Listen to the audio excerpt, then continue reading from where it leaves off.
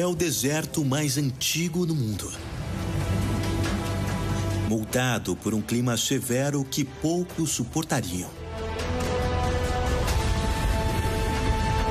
Ainda assim, abriga criaturas fantásticas que tiveram tempo para se adaptarem, desenvolvendo soluções engenhosas para a vida no calor implacável. Este deserto é um lugar de mudanças bruscas e de segredos ocultos. Cada um deles mais brilhante do que o anterior. Um espaço atemporal. Uma terra de extremos. O deserto do Namibe.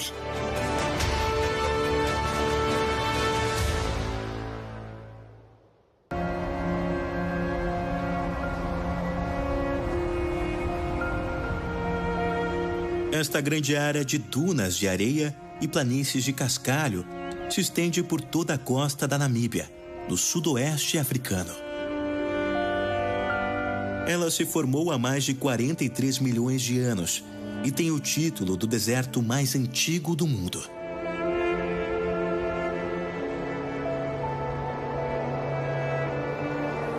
O nome Namibe vem de uma língua nativa e significa lugar vasto. De fato, este deserto costeiro se estende por mais de 2.000 quilômetros, desde a foz do rio Orange ao sul até Angola ao norte. Em algumas partes avança até 200 quilômetros continente adentro. Por todo lado, a areia escaldante parece inóspita e sem vida. Como algo poderia sobreviver em um lugar quase totalmente desprovido de água de superfície? E ainda assim, escondidos nessas dunas desoladas, estão surpreendentes sinais de vida.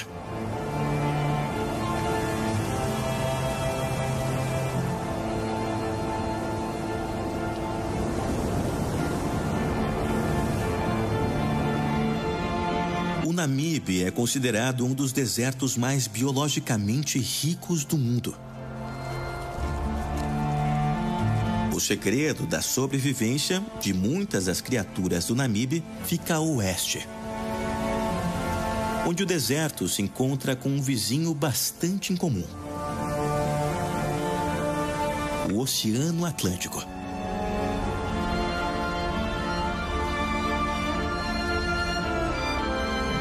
Ele se choca com a costa da Namíbia com sua gélida água rica em nutrientes, criando um enorme contraste com a areia escaldante do deserto. O mar frio suporta a vida no quente Namibe de uma maneira surpreendente.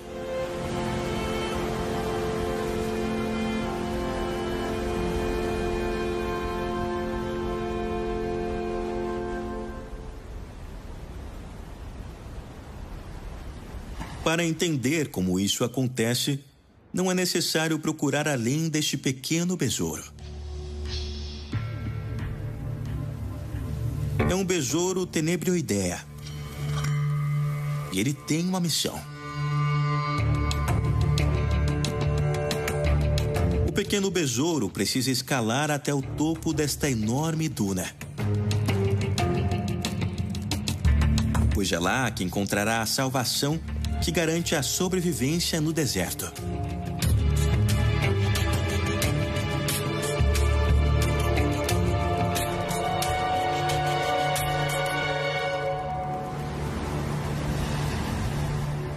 Neblina.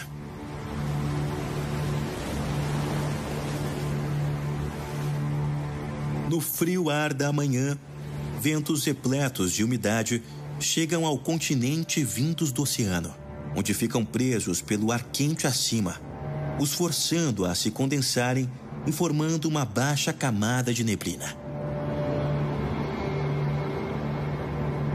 No deserto seco, esta névoa se tornou um item crítico para a sobrevivência aqui.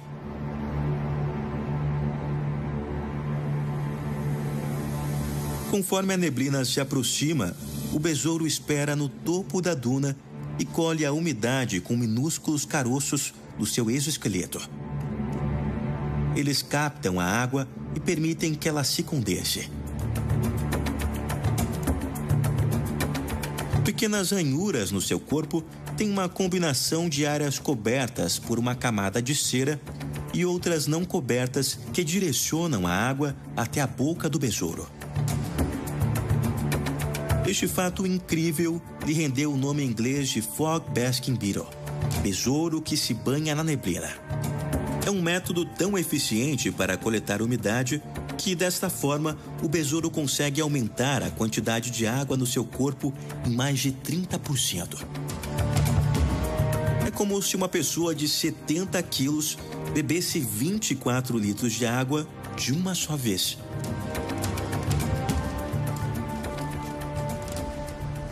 A neblina pode ser a salvação de diversos animais neste deserto, mas ela pode ser desastrosa para o homem. Destroços de naufrágios podem ser encontrados parcialmente cobertos pela areia, relíquias de viagens destruídas por mares agitados e neblina espessa.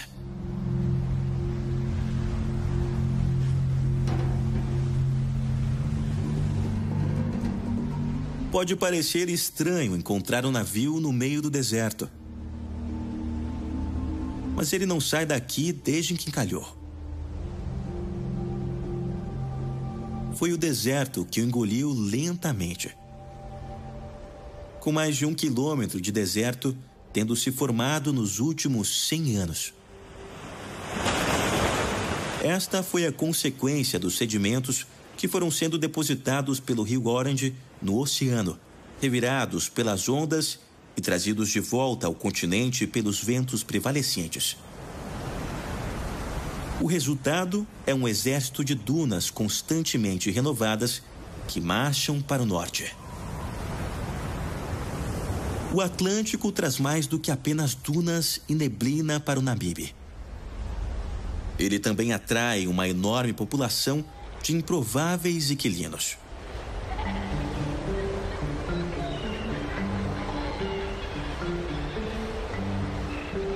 Esta praia está coberta por milhares de lobos marinhos australianos. Eles se reúnem aqui para acasalarem e tirarem proveito dos abundantes peixes que povoam estas águas. O oceano aqui é rico em vida por causa da gélida corrente de Benguela, que corre pela costa, trazendo consigo nutrientes das profundezas.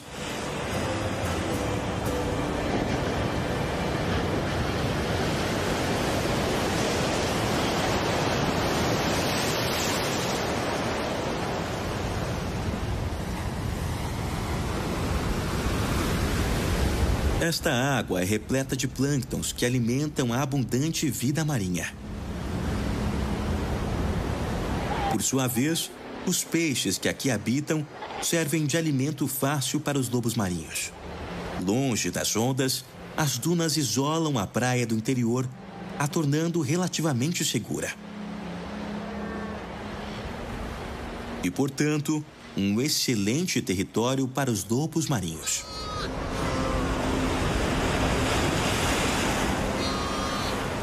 Os machos maiores chegaram logo no início da temporada para acamparem e garantirem as melhores áreas, preferidas pelas fêmeas. Esta subespécie de lobo marinho vive somente na costa da África do Sul e da Namíbia. Como se reproduzem em grandes colônias, locais viáveis como esta praia são difíceis de encontrar.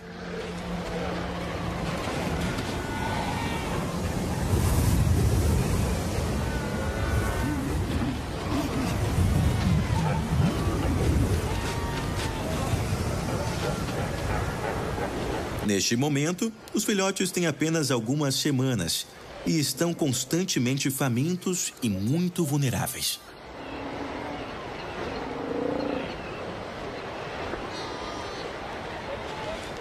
Mães e filhotes permanecem unidos nas primeiras semanas. formando um laço poderoso que mais tarde os permitirá encontrar uns aos outros, mesmo entre milhares de indivíduos.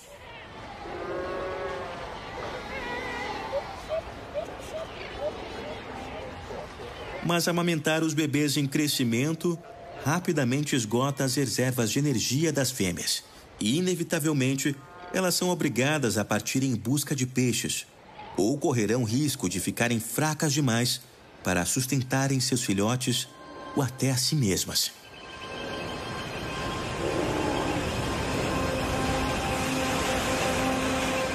Para mães, não há alternativas. Elas devem deixar seus bebês desassistidos. Embora a praia seja relativamente segura, o perigo ainda espreita.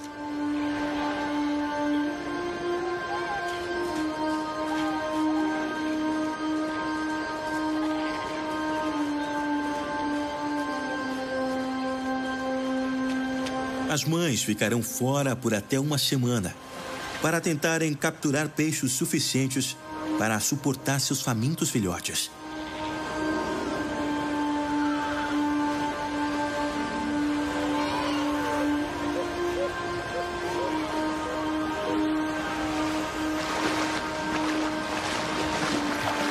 Os bebês não podem fazer nada enquanto assistem suas mães partirem. Por sorte, a colônia tem um lugar especial para filhotes desacompanhados. Os bebês ficam em grupos ou viveiros, já que juntos maximizam suas chances de sobrevivência. Entre as ondas e as pedras, eles estão razoavelmente seguros. Aqui eles brincam e ganham força, aprendendo lições importantes sobre seu ambiente.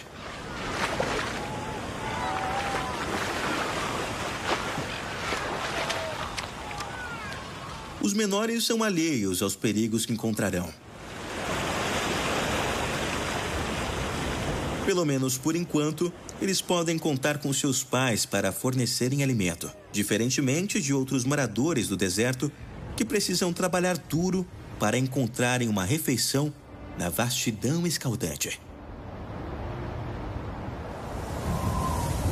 O segredo para sobreviver neste ambiente, aparentemente inóspito, é desenvolver corpos e comportamentos altamente especializados, criados para lidar com este arriscado terreno arenoso.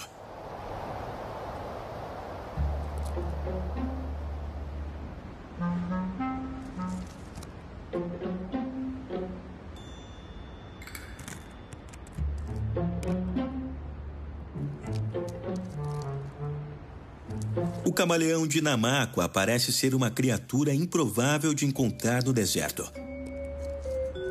Ainda assim, ele é muito bem adaptado para a vida no Namibe. Acredita-se que o ritmo lento e entrecortado dos camaleões tenha se desenvolvido nas florestas para ajudá-los a se disfarçarem entre as folhas que balançam ao vento. Mas é um método curioso de se usar no deserto. Camaleões são conhecidos por mudarem de cor e o camaleão de Namakwa adaptou esta habilidade para ajudá-lo a sobreviver aqui. No início da manhã, quando ainda está fresco, o camaleão opta por uma coloração mais escura para ajudá-lo a absorver os raios do sol. Mas depois que aqueceu, o camaleão muda então para um tom mais claro, para refletir melhor o calor indesejado. Agora ele pode começar o dia e caçar. Aqueles apetitosos besouros estão em algum lugar por aqui.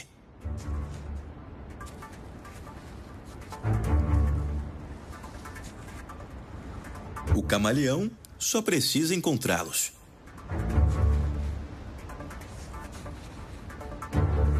Para um animal tão pequeno, atravessar as dunas é quase uma maratona. É uma longa escalada e depois uma longa descida.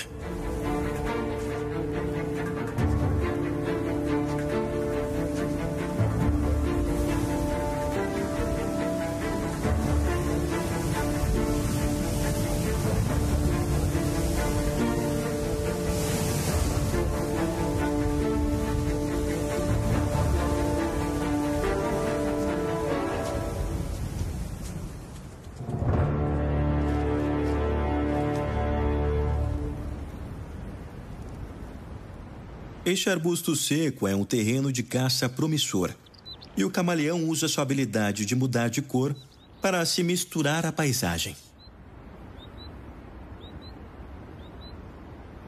Seus olhos independentes podem escanear o ambiente em busca de besouros.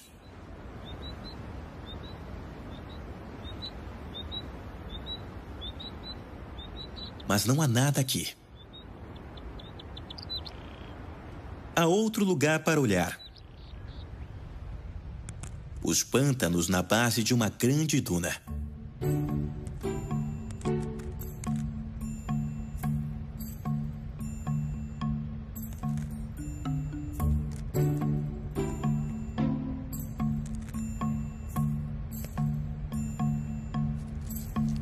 Aqui o camaleão acha um besouro.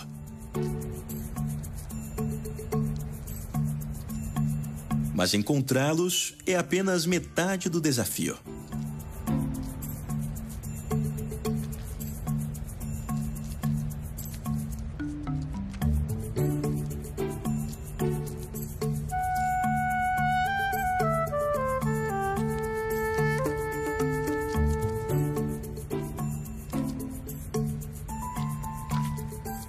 Finalmente, sucesso!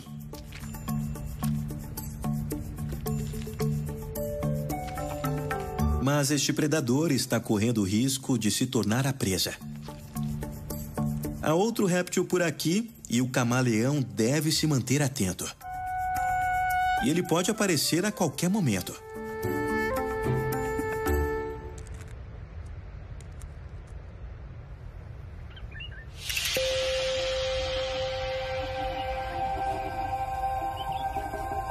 A víbora do deserto de Peringuey.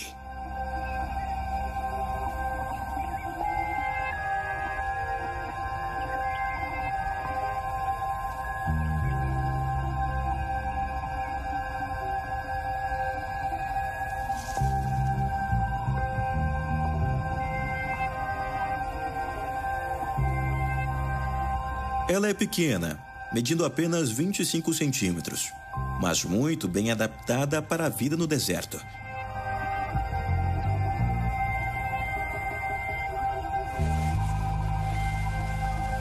A víbora desenvolveu a impressionante habilidade de se mover pela areia solta, usando um elegante movimento de deslize lateral. Isso lhe permite viajar mais eficientemente pelas enormes dunas enquanto procura pelos melhores terrenos de caça. Se mover dessa maneira também ajuda a minimizar o contato com a areia quente.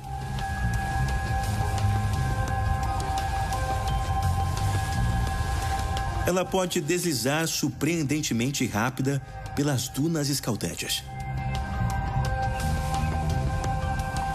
Identificar o lugar certo para uma armadilha é uma parte importante de sua estratégia.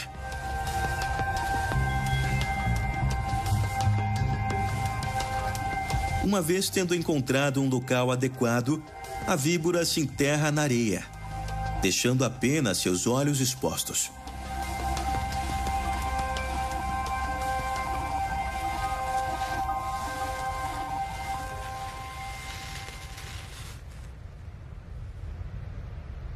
A víbora do deserto é uma verdadeira mestra das emboscadas. Paciência é essencial neste deserto enorme. Ela pode esperar o dia todo.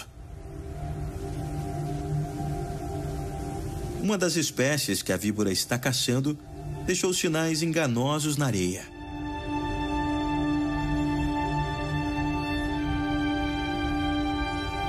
A trilha parece pertencer a uma cobra, mas o Typhlacuntias brevis é, na verdade, um lagarto.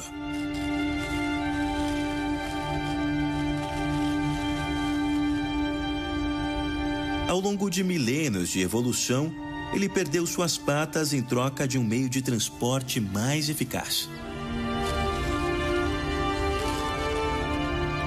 Ele nada pela areia, usando movimentos como das cobras para percorrer o terreno, enquanto procura por uma refeição de pequenos insetos, como formigas, cupins e besouros.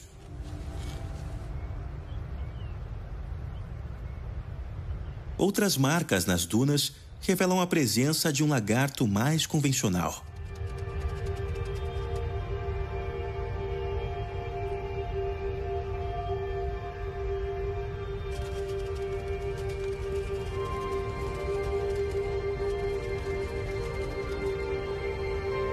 O Merolis anquietae tem longas patas que o tornam extremamente rápido na areia.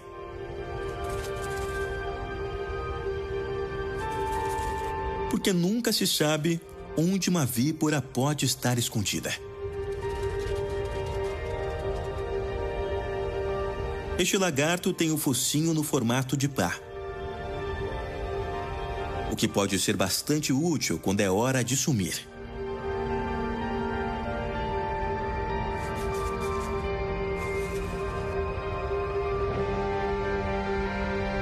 Sem plantas ou pedras onde se esconder, este truque de mágica pode significar viver ou morrer.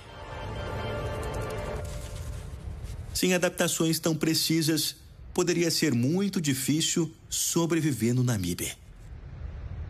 Na verdade, mais da metade dos animais adaptados para a vida no Namibe não são encontrados em nenhum outro lugar do mundo. Mas nem todos eles têm soluções tão incomuns para sobreviverem ao calor do dia. Alguns simplesmente evitam o dia como um todo.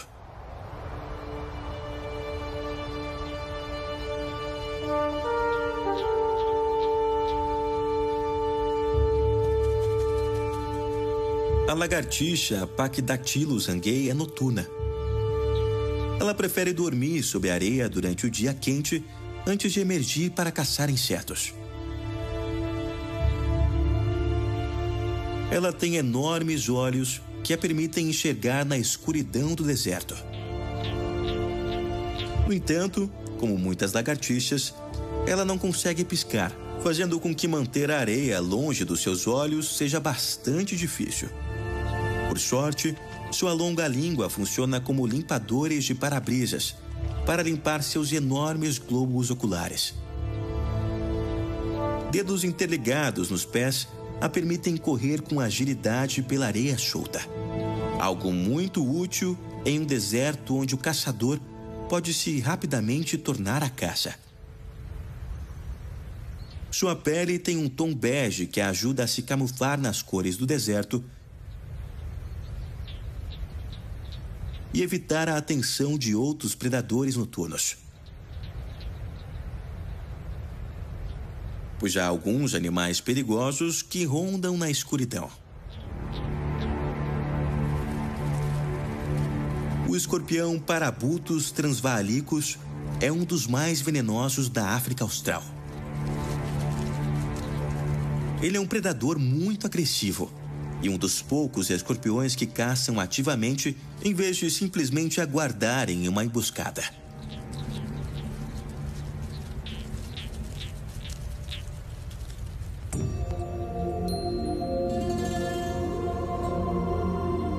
O deserto do Namibe é um lugar de muitas faces. Mais ao interior, o sol nasce para revelar um mundo surreal, onde até mesmo as árvores parecem congeladas no tempo.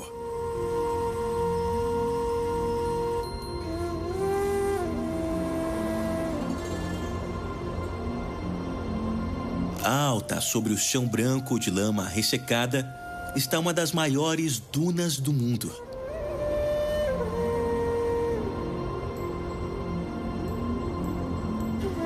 Chamada de Sossusvlei, ela mede mais de 300 metros de altura.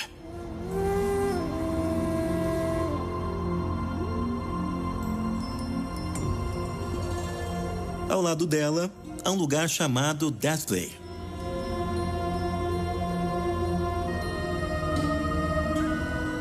É um lamaçal formado mais de 1000 anos atrás, depois que fortes tempestades fizeram com que o rio Tissalchab inundasse.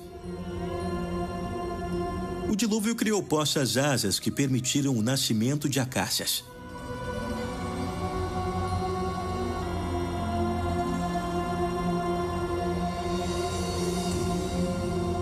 Mas 900 anos depois, o clima dunas de areia invadiram a área, bloqueando o rio e separando as árvores da água.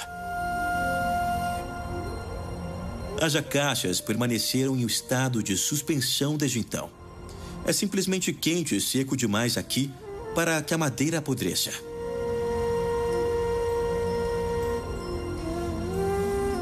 As cores e formatos contrastantes da paisagem podem ser bonitos, mas escondem a natureza real deste reino implacável.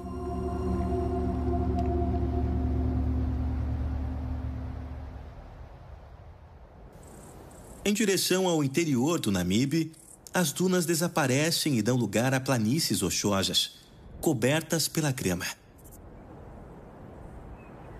É um ambiente igualmente hostil, e até mesmo um animal melhor adaptado ao deserto pode sofrer com as condições ameaçadoras. Oryx do Cabo são especialistas do deserto. Ainda assim, sofrem aqui. Eles estão famintos e desidratados por conta de um verão brutal sem comida ou água suficientes. Como espécie, eles estão entre os mais bem-sucedidos especialistas do deserto na África, mas o Namibe tem testado seus limites. No entanto, eles estão sobrevivendo onde muitas espécies de antílope sucumbiriam. Eles superam as ameaças utilizando um eficiente arsenal de adaptações comportamentais e fisiológicas.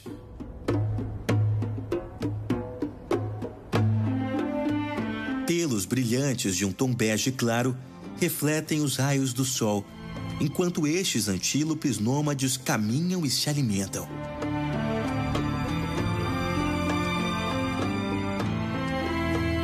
Eles têm a incrível habilidade de pararem de suar quando ficam desidratados e, dessa forma, reduzem a perda de água por evaporação em até 90%. Eles também podem tolerar temperaturas corporais de até 45 graus Celsius. Sangue chegando ao cérebro nesta temperatura deveria ser fatal. Mas o Oryx tem um segredo para manter a cabeça fria. Atrás do seu cérebro está uma rede de vasos chamada de rete mirabile. Sangue quente, proveniente do coração, passa por essa rede e transfere calor para resfriar o sangue, que corre pelas passagens nasais. Isso resfria o sangue que entra no cérebro a quase 4 graus Celsius. E as adaptações do Oryx para o deserto não param por aí.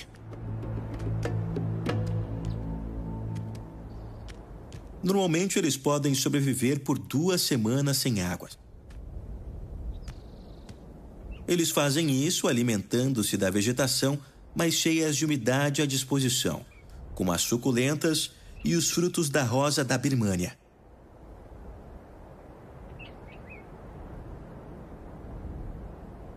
No momento, não há nenhuma das duas aqui. Então, eles terão que se contentar com a grama dura e ressecada.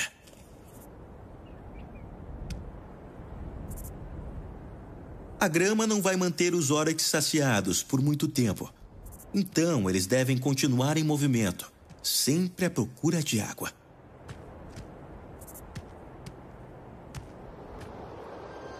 Há um lugar no Namibe onde os segredos da grama podem ser melhor avistados a partir do céu. Estes são círculos de fadas. Círculos de grama medindo de 2 a 15 metros de diâmetro, que há muito têm sido considerados um dos maiores mistérios do deserto do Namibe. Quando vistos de cima, estes círculos inacreditavelmente simétricos parecem estranhos a este lugar já um tanto excêntrico. Mas o que causou estas marcas em uma magnitude dessa escala permanece um mistério. Ao longo do tempo, toda sorte de teorias foram apresentadas, desde ondas eletromagnéticas até gases naturais. A maioria dos cientistas acredita que eles, na verdade, são resultados de cupins que criaram este mar de círculos há centenas de anos viajando, apenas dentro de uma distância segura de seus ninhos enquanto forrageavam.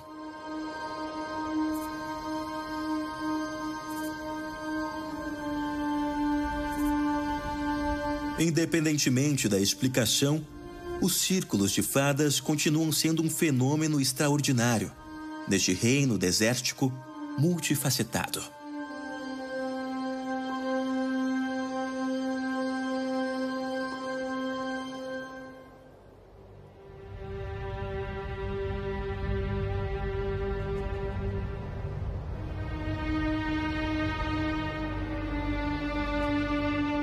Há outras aparições inesperadas neste deserto misterioso.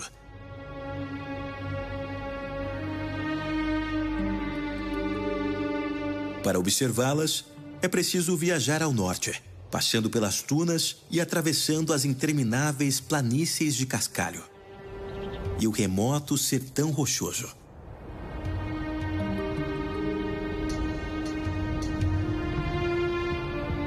Os maiores mamíferos terrestres vivem aqui, como fantasmas em um mundo esquecido.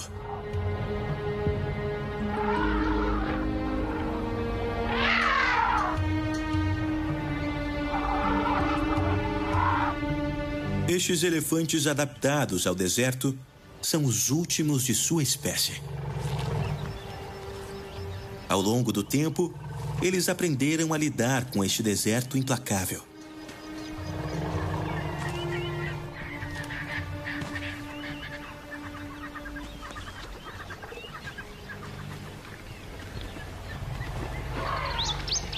Eles são menores do que os outros elefantes africanos, devido à escassez de alimento do Namibe. Embora seus primos da savana precisem de água diariamente, os elefantes do deserto do Namibe podem passar até 4 dias sem se hidratarem. Para encontrar o pouco de água que há aqui, eles precisam suportar longas travessias. Eles têm patas mais longas e pés mais largos para ajudá-los nestas árduas caminhadas. Os efêmeros rios ao norte do Namibe fornecem água e permitem o crescimento de alimentos para os gigantes do deserto nesta região. De outra forma, estéril. Embora seja incrivelmente difícil para grandes mamíferos sobreviverem aqui, até mesmo os pássaros locais estão sofrendo com calor.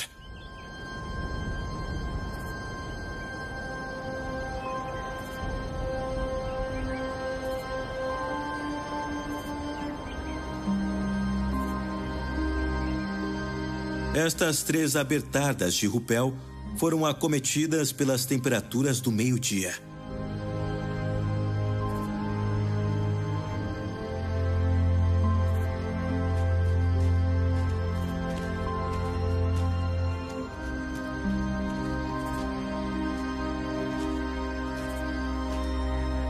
Uma árvore morta caída oferece algum abrigo.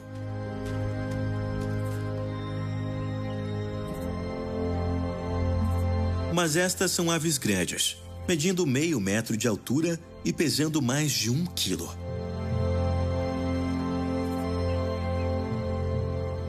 A sombra só comporta 2 delas. A que é deixada ao sol deve utilizar de outro método de redução de calor, chamado polipneia.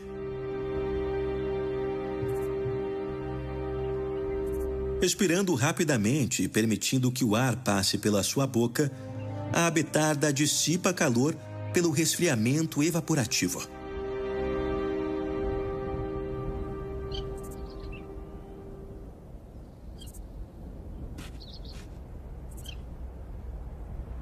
Nas árvores acima, um casal de peneireiros se mantém refrescado, abrindo suas asas e permitindo que a brisa resfrie o sangue que corre pela fina pele sob elas. Pássaros têm a habilidade de percorrerem distâncias muito maiores do que outros moradores do deserto. E muitas vezes são os seus chamados que atraem os demais até a água. Este bando de cortiçóis encontrou uma pequena nascente. Um oásis raro no deserto abrasador. Os oryx sabem que no Namibe, o chamado dos cortiçóis muitas vezes significa água. Seguindo o chamado dos pássaros, eles enfim encontram algum alívio. Para o rebanho desidratado, a pequena lagoa apareceu bem a tempo. O longo gole os reidrata rapidamente e logo os machos voltam sua atenção para outros assuntos importantes.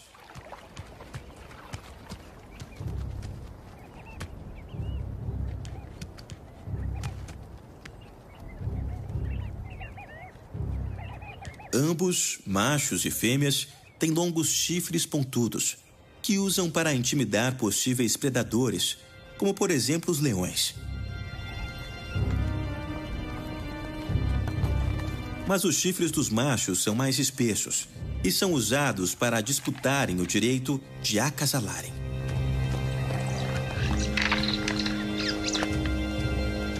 Dois machos grandes, recém-reidratados, iniciam a batalha.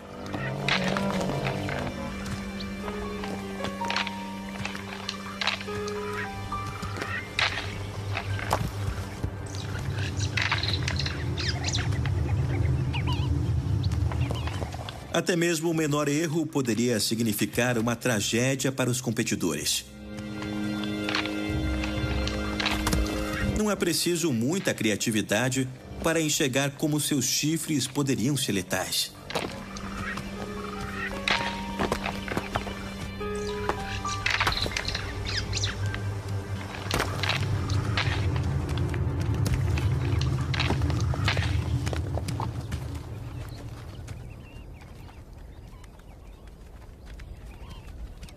Há um macho no rebanho com uma deformidade no chifre. Esta má formação não afeta apenas a sua aparência. É menos provável que ele ganhe disputas e estabeleça um território próprio. A assimetria dos chifres pode ser o resultado de má nutrição, condições climáticas extremas ou até mesmo uma lesão no início da vida. Mas embora a sua aparência não seja das melhores, ele parece bastante saudável.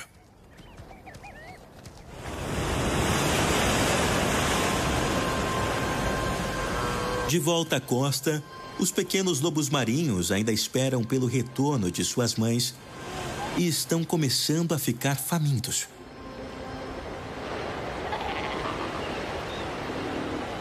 As mães estão no mar há vários dias e é essencial que os filhotes se alimentem logo.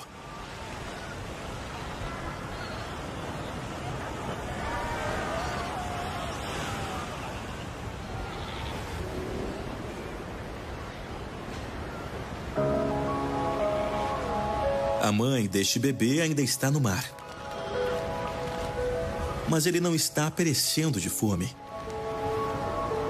Ele está morrendo em decorrência de uma convulsão. É provável que tenha sido causada quando a sua mãe se alimentou de peixes que haviam sido expostos a perigosos afloramentos de algas conhecidos localmente como maré vermelha. A morte de filhotes devido a doenças ou predadores é uma trágica realidade das colônias de lobos marinhos. Dos milhares de indivíduos que nascem aqui, cerca de 20% não passará de um mês de vida. Mas a morte desses bebês sustenta outras criaturas ao longo da costa do deserto. Os gaivotões são normalmente os primeiros a chegarem. O que pode parecer pavoroso para nós é simplesmente parte do ciclo da vida. É uma reciclagem honesta e interminável de nutrientes que permite que ecossistemas complexos e diversos funcionem.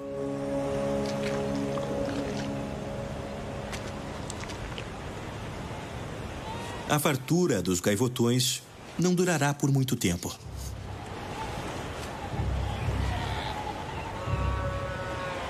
O chacal de dorso negro é um conhecido limpador, sempre disposto a fazer o papel de lixeiro da natureza. O chacal deu sorte.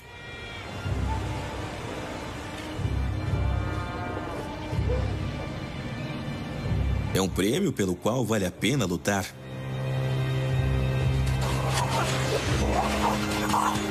Mas chacais são criaturas astutas. Enquanto ele está distraído pelo primeiro convidado indesejado, um segundo se aproxima.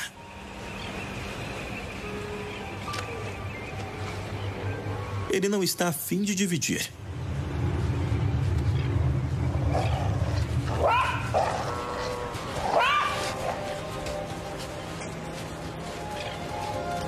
Está claro que ele quer que todos saibam quem manda aqui.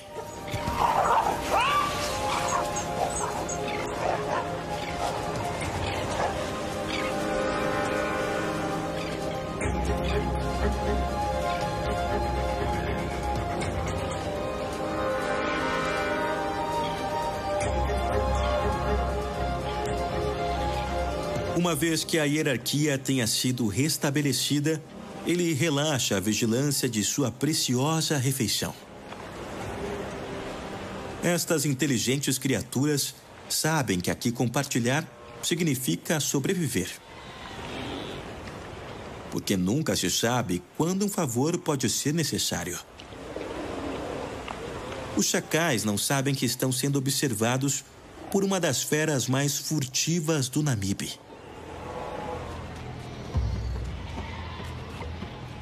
Uma hiena castanha. Este raro e intrigante animal pode ser encontrado apenas no sudoeste africano. Um caçador misterioso e solitário, muitas vezes referido como lobo da praia. Aqui no Namibe, as populações estão entre as mais saudáveis da África subsaariana. A hiena é 5 vezes maior que os chacais. E eles sabem que não devem desafiá-la. E ela, em troca, os tolera.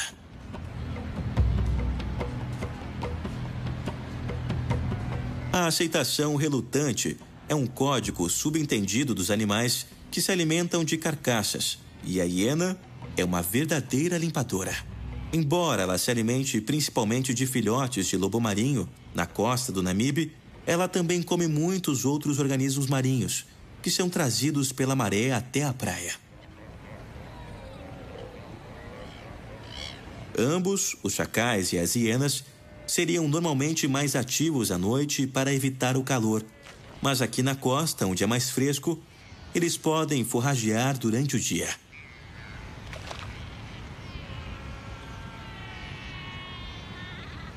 Embora tenha chegado tarde para a refeição, a hiena aceita o que sobrou. Ela é capaz de perfurar pele grossa e de quebrar ossos com sua poderosa mandíbula. É tudo parte de um ciclo no qual a morte de um garante a vida de muitos nessa terra de extremos.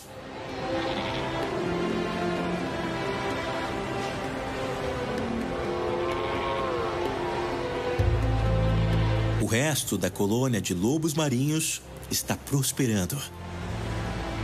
As mães retornam vitoriosas de suas pescarias, capazes de produzirem leite rico para alimentar seus filhotes em crescimento que brincam nas praias.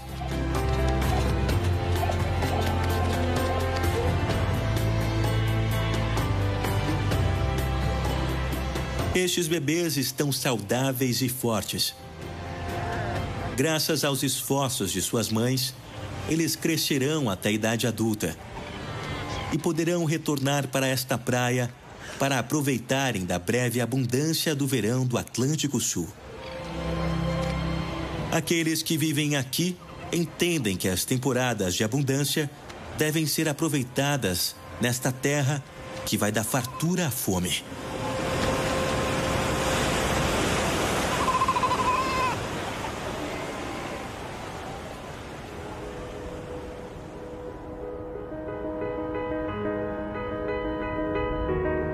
Neste deserto antigo, a vida prospera onde menos se espera.